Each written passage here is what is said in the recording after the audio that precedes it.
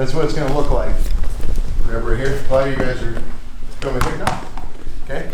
See where I'm at? Drop around right here and pull the shoulder. If I come up here, just extend your arm and pull it out. You have nothing. So we're here. I come down. I can lift. See how it's back? He's here. Put your elbow in front. Cycle down and grab right here. By that point, he'll let go. You pull up, push the face down. You guys are going with your partner because you don't want to hurt him. It's going to be wrong when it comes down to it, right? You're not going to hurt him. You're just going to push his face down. You know why? It's not to be a jerk. It's not to make the, I like to be aggressive when I roll because I think that it should be that way. Just my brain concept of it. It doesn't have to be for everybody. When I'm pushing here, the reason is, if I push his face this way, I'm fighting myself. I'm pulling his shoulder up, but where his head goes, his body's going to follow. When I push it this way, it rolls him this way, which is convenient because I'm moving this way. Now, as I come, be careful with your partner. Your foot that's back here, when it swipes in, where does it catch you? In the face. Right in the face. Okay? First time I rolled with you, what happened? The heel, boom. It's not just being a jerk. It's that motion. When I come up and I have this, watch my right heel. And your face is right here. It's not me doing it on purpose. When I'm coming up and over, literally from here, this is just gluing. See how tight that is? And your head's stuck here. If I do this, what did I show you guys Tuesday night with the escapes? There's no pressure. Victor Torres, like really, like he showed me with his arm bar, he actually does it to where he actually keeps his right leg straight on the face. Like where I tell you guys to have it bent, quick. Here, he actually puts his foot and cranks exactly like that, and he straightens it like that. And then he flexes his calf. So Matt, you roll up into me. Go ahead. Exactly, you can't. You're holding everything's it's grindy. It's not me laying it here. I'm actively like revving it down. Thanks for being such a good sport about this, bro. That's why I picked you. I didn't want to do it to. Xander can take it. Good. Okay. So understand, I have to have his face going this way because we talked about escapes on Tuesday. If he comes up into me, Matt, will you grab your gi? Let me see this one. Grab your elbow. And I'm here. Okay. So I come down.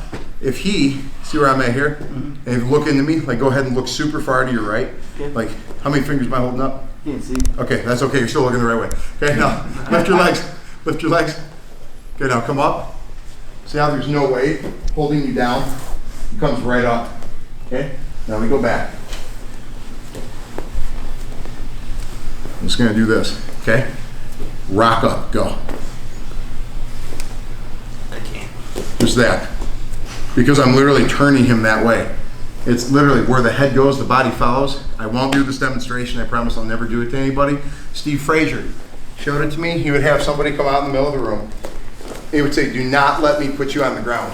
And like, young wrestler, okay. And he would literally grab the top of their head and the bottom of their chin, and he would just go as fast as he could. Well, you try to fight it, but you can't because this is where the head goes, the body has to follow. So he would go boom. He'd bring out another real big guy, like big dude, like Caleb size, and he's like, hey, don't stand up. You can't, you have to stay flat on your belly. He goes, and I'll do a pizza party for everybody if you can stay laying flat for 10 seconds. Everybody's like, you know, we're young kids. Steve Frazier. You guys know, look up Steve Frazier. He was the first gold medal Olympic wrestler for Greco-Roman wrestling. He was the original gold medalist for America. Okay? He grabbed his chin, he grabbed his head, and just stood up. And then he was holding the guy's head, and he's off the ground. Where the head goes, the body follows. If you grab somebody's face, when we're doing our striking, and I tell you guys to push the face to one side, that's the side you're throwing the head kick. You're turning their body that way. Stand up real quick. Real quick way to get someone out of the bar. This doesn't, you're not going to leave? Like straight up? Okay, perfect. You push here, and you pull here, so you're not going to leave. Pause. See where I'm at? Right there, because he's straight. He's not leaving, so I can come here, and he can grab me back, and we can get into a fight, and then you can fight me back. So put your arms down, put your arms down. Because I say you're going to leave, and you start fighting me. See where I'm at? I already turned you here. Now we're out. It's really easy. It's literally pushing and pulling. You do it to me. So you're going to push with this one, and then hug my shoulder here, Colin, and you're going to push here and pull here.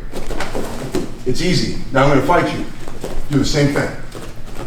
Push and pull.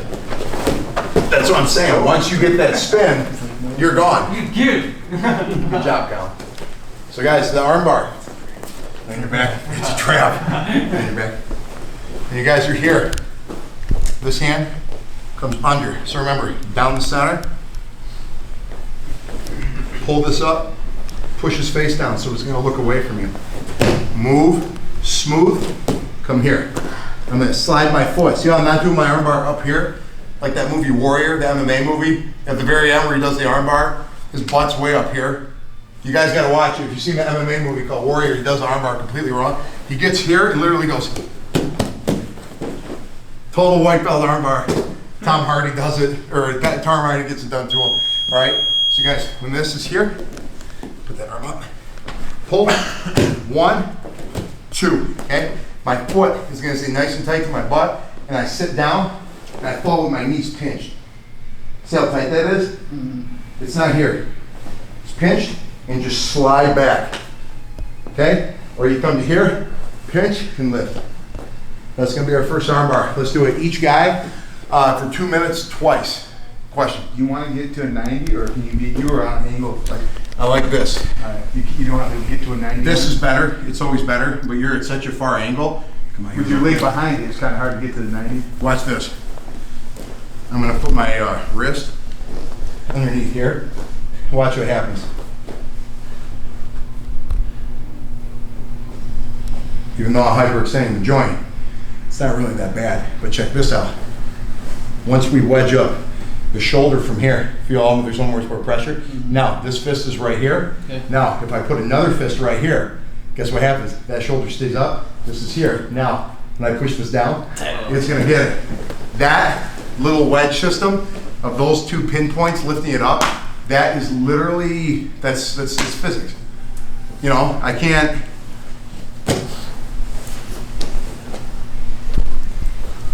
I'm here. See how I'm way up here? What if my leg was down here and we put, it's already getting tight, coming under here. Now when I'm ready, I just give it a little pinch and that wedges. It's because this is up.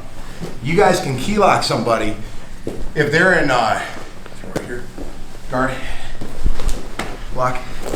Guys, they say like, the face I make when someone tries to key lock me in my guard, the reason you can't get it is because you're back here, not to straighten your arm. I don't have any leverage on this part.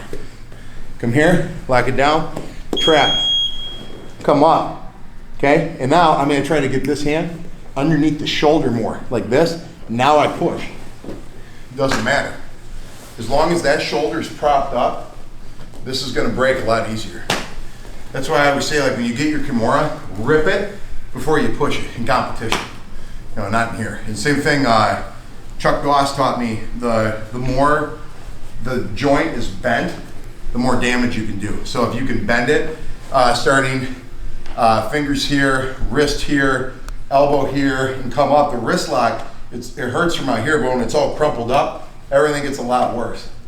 So you want to try to crumple the joint and then smash it. And remember, for competition, you don't try to break arms, you don't do it on purpose. You get the submission, you rip it real quick. Sometimes you'll get a pop or something.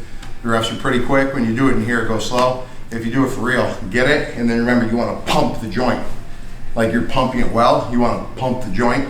If it goes slow, there's just tension. When there's a pumping motion, that's what breaks it. If you go slow, like if I say like, don't let me arm bar you from here. So you're gonna give me a full resistance, get your arm back when I start to push. Okay. Whenever you're ready, go. It's nothing. So why do they, was that correct? I don't have time to react. Correct. So remember, if I'm here and I say go and I hit really fast, what happens is I only move that here and I only bump that like there. That's a hyperextension. Hyperextension, okay? Strike. So that's where you're mixing the arts, you're pumping the joint, okay? Let's try that arm bar. The reason I went into so much detail is because everybody struggles with it. Let's really try to perfect it. But try and figure it out on your own. Not that I don't want to teach you guys. I want you to discover it.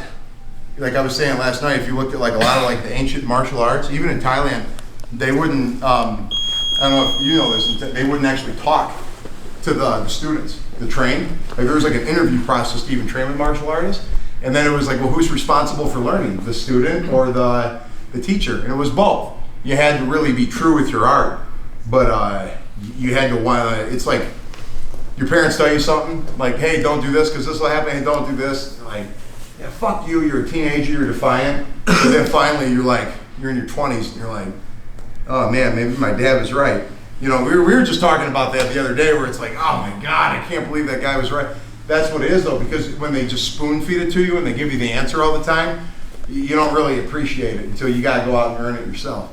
You know, so of course, ask me questions if you can't figure it out, but try to play with it a little bit. Like if you guys are here, like, well, what's the concept of an arm bar? Leverage. We have to hyperextend this and we have to wedge this shoulder up. How are we gonna do that in an efficient way with our movement? Remember, movement, balance, leverage. Let's try that arm bar. 1, 2, 3.